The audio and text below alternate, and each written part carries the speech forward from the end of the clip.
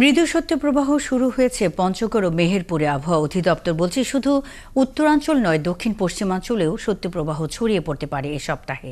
শীতে সবচেয়ে বিপাকে আছেন শ্রমজীবী মানুষ। অন্যদিকে ফসলের ক্ষতি নিয়ে উদ্বিগ্ন কৃষকরা। দেশের সর্বনিম্ন তাপমাত্রা রেকর্ড করা হয়েছে পঞ্চগড়ে 8.4 ডিগ্রি সেলসিয়াস। সহকর্মীদের তথ্য ও ছবিতে প্রতিবেদন। পঞ্চগড়ে এক লাফে তাপমাত্রা 4 ডিগ্রি সেলসিয়াস কমে বইছে মৃদু শৈত্যপ্রবাহ। সূর্যের দেখা মিললেও নেই উত্তাপ, সেই সাথে হিমেল বাতাস। আর এই শীতে দুর্ভোগে পড়েছে নিম্ন আয়ের খেটে খাওয়া মানুষ।